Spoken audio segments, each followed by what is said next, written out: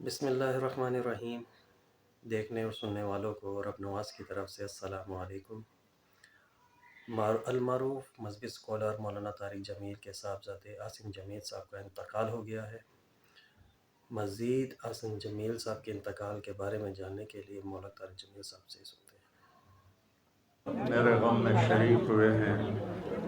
میری زندگی میں کسی گاؤں میں اتنا بڑا جنازہ یہ پہلا جنازہ ہے۔ آپ سب کا بہت بہت شکریہ۔ اللہ آپ کی دعاؤں کی طفیل میرے بیٹے کی بخشش فرمائے۔ اس کے صلی اللہ علیہ وسلم کا ارشاد مبارک ہے، جب تم پر غم آئے تو میرے غم یاد کرنا تو تمہیں تسلی ہو جائے گی۔ تو جوان بیٹے کی موت دیکھنا یہ وہی جانتا ہے جس پہ گزری ہو، وہی جانتا ہے۔ میرے مقدر میں تھا، میں نے ہمیشہ دعا مانگی، یا اللہ مجھے اولاد کا صدمہ نہ دکھانا، یہ ہمیں اٹھا کے لے جائیں، ہم انہیں نہ اٹھائیں۔ لیکن اللہ کی تقدیر وہ غالب ہے اور ہمیں اس پر راضی ہونے کا حکم ہے۔ میرے نبی کی دعا ہے، اللہم انی اسألک الرضا بعد القضاء، یا اللہ تو اپنی تقدیر پر مجھے راضی کر دے۔ تو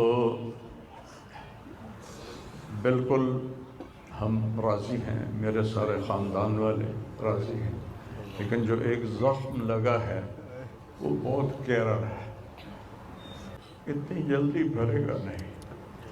یہ میرا بیٹا سب سے قابل اور لائق بیٹا، تینوں بیٹوں سب سے لائق بیٹا تھا، وہ سب سے نیک بیٹا تھا، اور اس نے غریبوں کے ساتھ کیا سلوک کرنا ہے اس نے ہمیں سکھایا۔ غریبوں کے اس نے دل خرید لیے تھے، ان کے ساتھ بیٹھ کے کھانا کھاتا تھا، ان کو اپنی قیمتی گاڑی میں بٹھاتا تھا۔ جو لوگ اپنی گاڑی کے قریب کسی کو نہ گزرنے دیں، وہ ان کو انہی گندے کپڑوں کے ساتھ، یہاں ایک پاگل رہتا ہے، وہ میلے کچیلے گندے کپڑے پیشاب بیچ میں کیا ہوا اس کو اٹھا کے اور اپنی گاڑی میں بٹھاتا تھا۔ وہ ساری سیٹ خراب ہو جاتی تھی، لیکن وہ اس کو اپنی فیکٹری میں لے جاتا، پھر نائی کو بلا کر اس کے بال کٹواتا، اس کو نہلاتا، اس کے کپڑے بدلواتا۔ اس پورے گاؤں میں وہ پاگل صرف ایک شکل کو جانتا ہے اور ایک نام کو جانتا ہے۔ وہ نام تو پکار نہیں سکتا تھا، کہتا میاں میاں میاں۔ یہ صرف ایک اس عاصم جمیل کو وہ جانتا ہے، جو آج کی تقدیر پر ہم راضی ہیں۔ اور السعید من وعظ بغیرہ، موت سے اپنی موت کو یاد کرنا چاہیے کہ ایک دن میرے اوپر بھی یہ آئے گا اور میرا بھی سانس نکلے گا اور زندگی کا دھاگا ٹوٹے گا۔ یہ اس بچے نے وہ کام کیا علاقے میں جس کو میں اپنی تعریف نہ ہو جائے، یہ اللہ کی امانت تھی، اللہ نے اس کو اپنے پاس بلایا۔ لیکن بہت کم والدین کو ایسی اولاد ملتی ہے، بہت کم والدین کو ایسی اولاد ملتی، اور اسے جوانی میں اللہ نے بلا لیا۔ میں راضی ہوں، میرا سارا خاندان بھی راضی ہے، لیکن یہ رونا تو میرے بس میں نہیں۔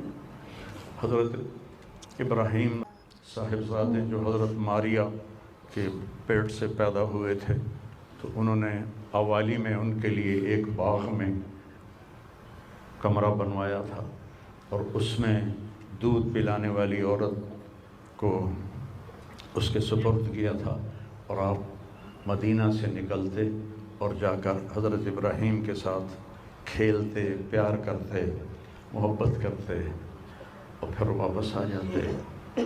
ایک دن 18 ماہ کے ہو گئے، 18 ماہ کا بچہ بھاگنے دوڑنے لگتا ہے، بابا بابا کہنے لگتا ہے، ماما ماما کہنے لگتا ہے۔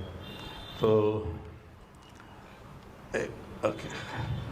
آ کر خبر دی ایک صحابی نے، یا رسول اللہ ابراہیم نزع کی حالت میں، تو میرے نبی مجلس میں تھے، صحابہ تھے، آپ کو سب کچھ بھول گیا اور آپ اتنی تیزی سے نکلے کہ آپ کی چادر نیچے گر رہی تھی اور صحابہ پیچھے آپ کے بھاگ رہے تھے کہ اس چال کو وہ پکڑ نہیں پا رہے تھے۔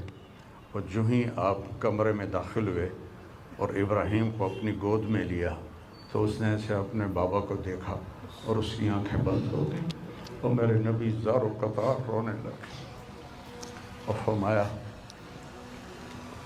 العین تدمع والقلب یحزن ولا نقول الا بما رضی اللہ تعالی بنا، کہ ابراہیم بڑا دکھ دے کے جا رہے ہو، آنکھ اشک بار ہے اور دل زخمی ہے، لیکن ہم وہی کہیں گے جو اللہ کہتا ہے کہ ہم اللہ کی تقدیر پر راضی ہیں۔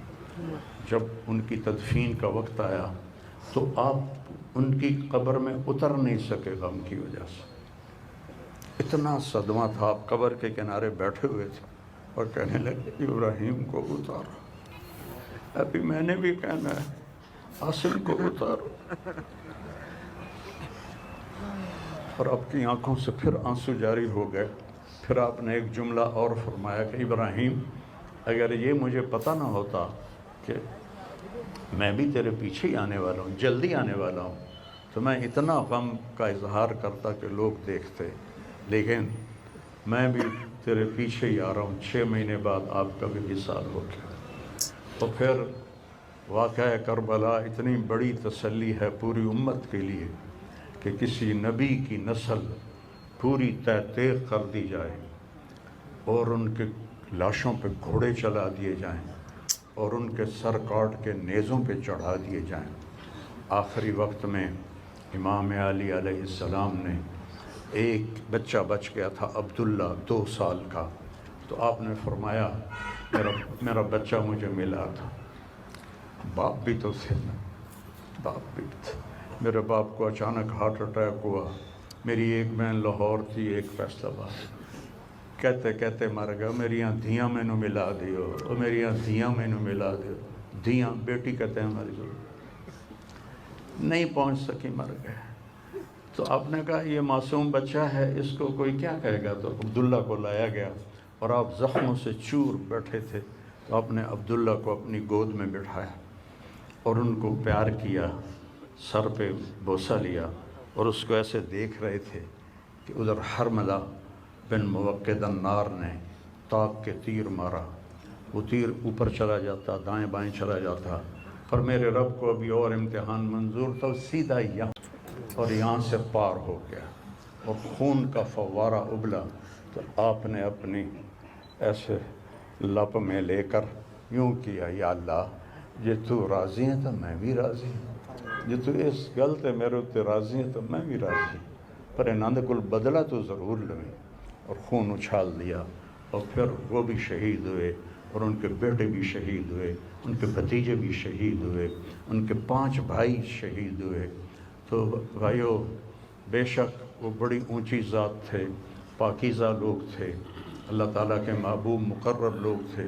ہم یہ آزمائش کبھی نہیں مانگتے، نہ ہی کبھی مانگنا۔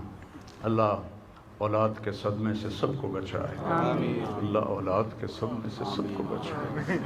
جیسا کہ آپ نے مولانا طارق جمیل صاحب کو سنا کہ وہ فرما رہے تھے کہ میرا بیٹا بہت ہی قابل تھا، بہت اچھا تھا، اور وہ یہ بھی فرما رہے تھے کہ اللہ کی رضا میں راضی رہنا، ہمیں راضی رہنا چاہیے۔ اللہ پاک کا نظام قدرت ہے کہ دنیا میں اللہ پاک نے آنے کی ایک ترتیب رکھی ہوئی ہے، جیسے کہ دادا آیا، باپ آیا، بیٹا آیا، اور دنیا سے واپس جانے کی کوئی ترتیب نہیں ہے۔ دکھ تو بہت بڑا ہے، اور ہم دعا گو بھی ہیں کہ اللہ تعالیٰ طارق جمیل صاحب اور ان کے لواحقین کو صبر و جمیل عطا فرمائے، اور عاصم جمیل صاحب کے درجات کو بلند کرے اور جنت الفردوس میں اعلیٰ مقام عطا فرمائے۔ اب تک کے لیے اتنے ہی، دیکھتے رہیں میرا یوٹیوب چینل۔ فی امان اللہ۔